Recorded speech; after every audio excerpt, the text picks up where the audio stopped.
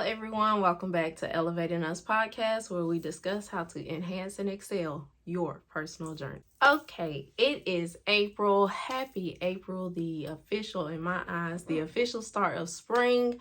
This month we are going to truly dive into self-care. What is self-care? What does self-care truly mean? And how does that look? I'm going to get right into it. I'm going to start with a story about how I really started getting into self-care, and then we'll just go from there. When I was in high school, that's when I truly started focusing on self-care as far as like working out and watching the things that I eat and getting my water intake. I was very physically active in high school because of the sports that I did, and then we worked out every day in gym class, and it was a true workout. But high school is what started my official self-care journey. Now, when I got into college, that's when I started focusing more on like the mental aspect and the emotional aspect of self-care. Now, as I went throughout college, there were some challenges and childhood traumas and things that I did not want to face. So I did suppress my emotions a lot. But as I went through college, I started doing more reading as far as taking care of my mental, and then just doing some exercises as far as taking care of my emotional health.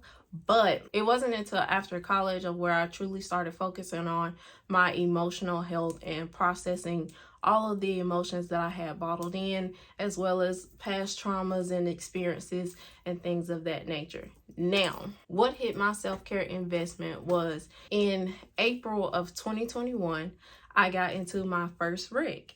And with that, the healing process took me down in every way possible. I mean, I could not work out. Like, it took me down physically, mentally, spiritually, emotionally. It took me down in every type of way because it was so many things that I just could not do that I was so used to doing, and I actually had to call on help from my support system to truly help me during this time. Like, it was rough, but I was able to slow down, figure out what it is that I needed in those moments, and make a plan of what my next steps were and where I needed to go next. With the healing process, it took me a little over a year to heal from my accident because I was rear-ended, so I had a lot of things going on. Nonetheless, I am here, I am well. But a few months before I was cleared, I sat and did a reflection of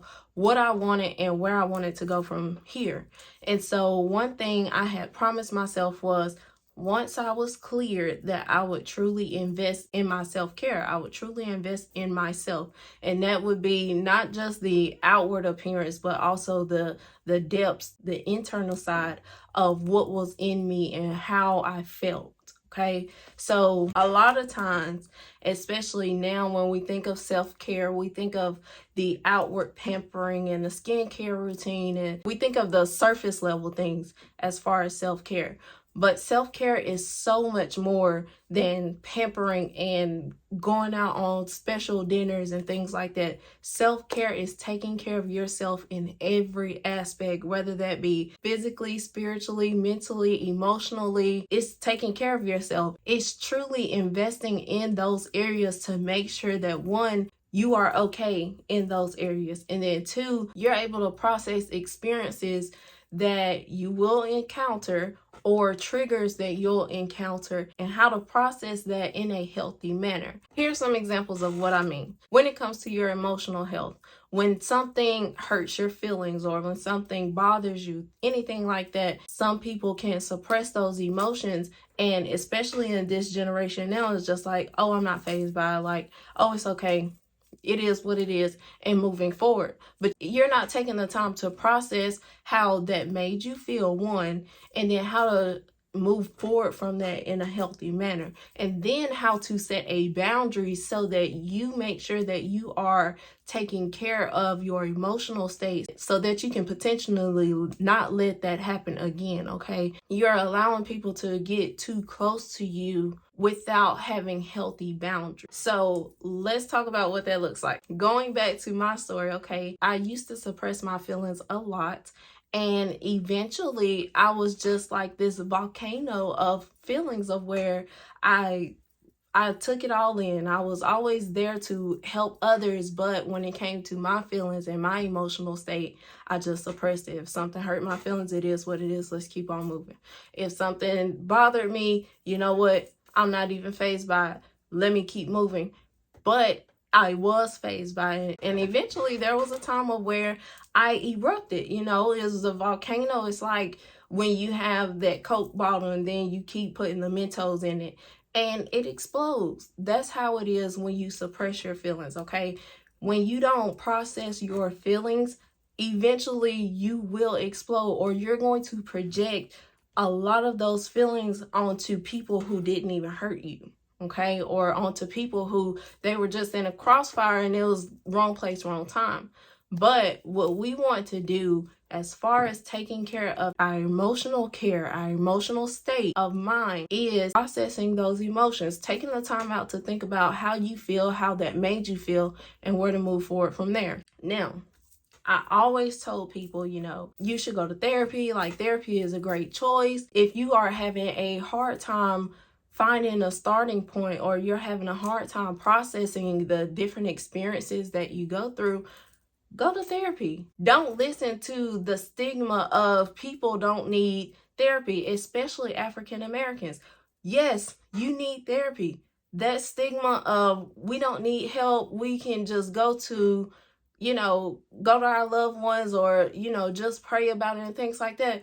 First of all, absolutely pray about it. But secondly, seek the professional help that you need. I can say that more so personally now because I decided for myself, you know what, there's some things that I need to work on. And it's not necessarily bad things, but it's just unhealthy behaviors or unhealthy habits that I need to unwrap. And then I need to exchange them for good habits and good processing and coping mechanisms. So I started doing therapy. Y'all, let me be very clear here, okay? At the time that I started therapy, I had a lot going on, but it was in this season that I was really overwhelmed, and I had a lot going on to where I couldn't really handle it. Now, if you know me, you know that I am not a crier, okay? I really hated crying, and they say that, crying is a great way to release your emotions and things of that nature, which it is, but for me personally, I just did not like crying. And especially in front of people who, no, absolutely not. I'm not crying in front of nobody. Like, it's only my closest friends and family which will see me cry, okay? But I had my first therapy session about early spring of 2023, something like that. She asked different little questions. Within the first 5 minutes, I cried. I cried like a newborn baby, and I was just like, I am so sorry that I'm crying right now. Like, I don't know what's going on. And so she asked these different type of questions, and then she told me, it's okay to cry. You have a lot that you have suppressed and you have not let yourself feel. So first, allow yourself to feel those emotions, and we'll unpack them as we go through time. Okay. Nonetheless, we're here today, and I can happily say, like, when you find you a great therapist,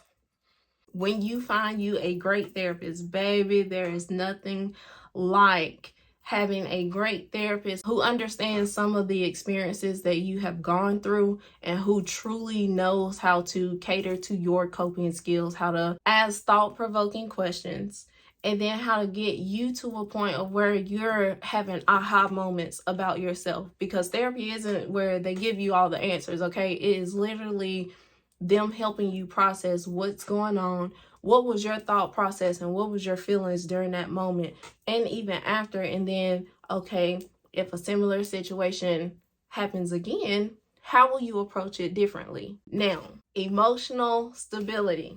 Baby, listen. Emotional stability is the best thing that you can have, because yes, I have always been a Christian and I have always prayed and things like that. But when I paired the two together for my emotional and mental health, it took me to another level. I will say it made me do a deep dive of who I am and what I stand for on a different type of level. And that was an amazing experience, to say the least, okay? So I knew that I needed therapy to help with my self-care. Now, yes, I do the pampering. I do, the facials, the nails done and all that stuff, getting my hair done and all that stuff. I do that. But a part of doing that is I work on the internal side of me, the soul searching side of me. So I do therapy, I read my Bible, I make sure that I work out, I'm eating healthier, okay? Because I'm not gonna lie to you, I don't eat healthy all the time, but I do make healthier eating decisions, and that's for my physical health. That's to take care of my self-care and make sure that I am able to sustain a lifestyle, a healthy lifestyle that would, that would be beneficial to me in the long run, so that when I get about 50 and 60 years old, I'm still physically capable. I'm still emotionally and mentally sane and in my right mind and truly thriving, because I'm doing the work now. I'm setting healthy habits and implementing a plan now to make sure that my self-care is not just the outward appearance, but you get the substance that's inside of me, okay? So when we have an encounter and we have conversations, you feel the authenticity, you feel the genuineness, you feel the love that is coming from within me to pour into you.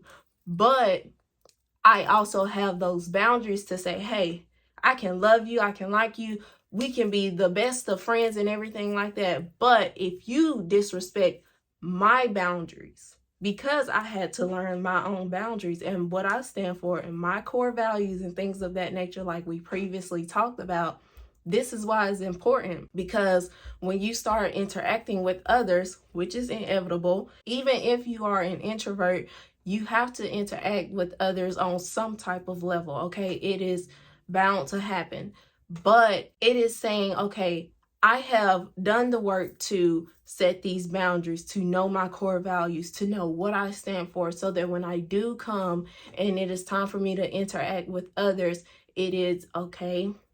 These are my clear set of boundaries. If you cross them, we can no longer be close. If I tell you about it again, if you violate those boundaries, then it's okay, we can separate ways.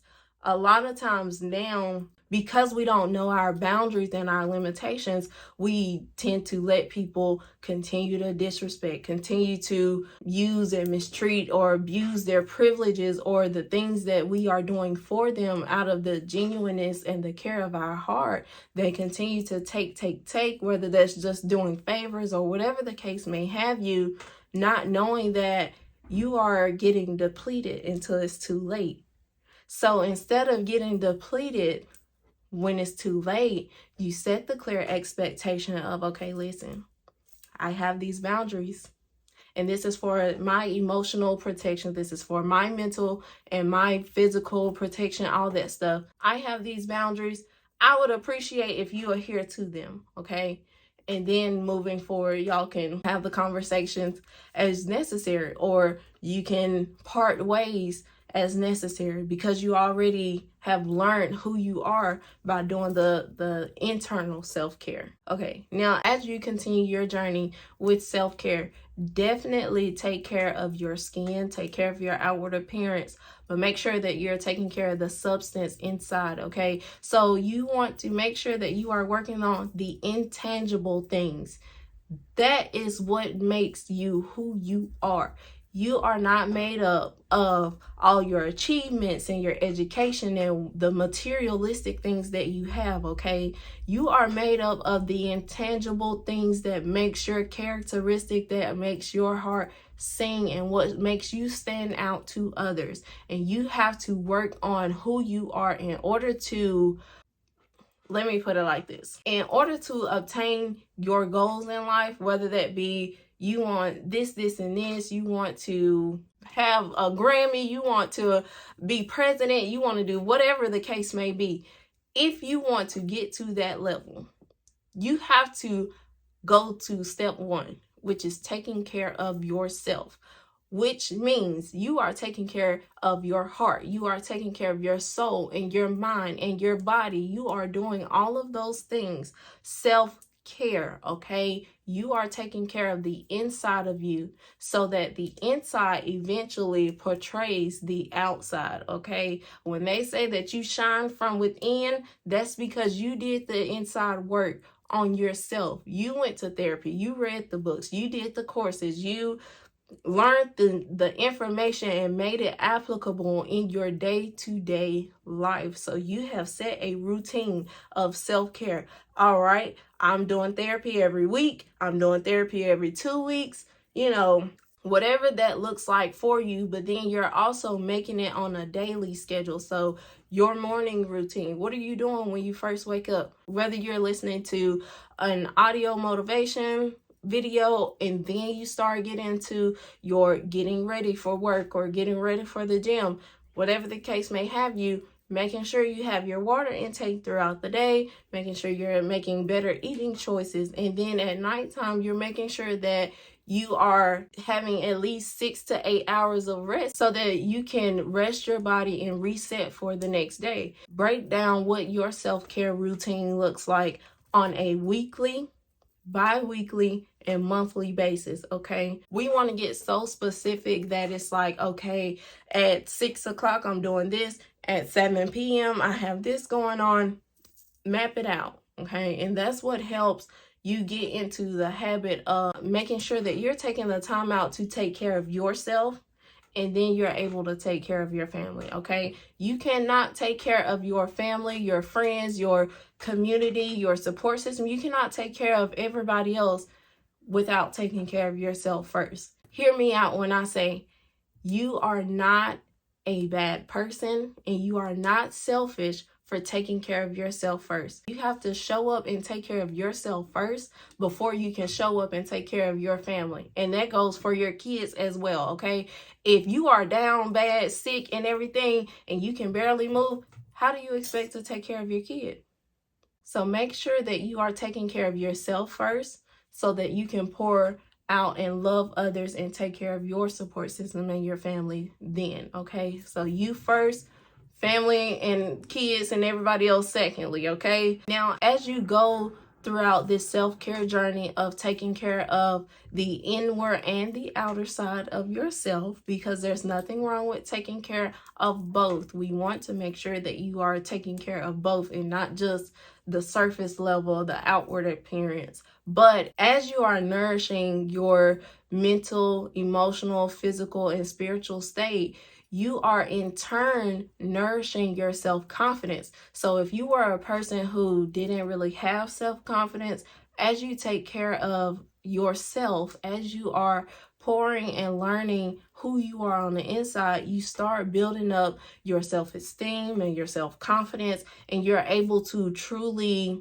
get to a point of where you're more vocal of who you are and what you stand for, the purpose that you have. You simultaneously start exploring your purpose in life by taking care of yourself. You find out like we said, you find out your passions and your likes and dislikes while you're taking care of the inner and the outer side of you, okay? As we wrap up today's episode, understand that sometimes it takes you to hit a hard path in your life, a hard experience, in order for you to truly take a step back and think about what you're doing mentally. Are you catering to yourself in the intangible ways? Sometimes it is necessary for you to go through the rough patch and hit that rock bottom so that you can do an evaluation of where you are and where you want to go and who you truly are on the inside, okay? So understand that rock bottoms, it's not always a bad thing. It's a time to reset.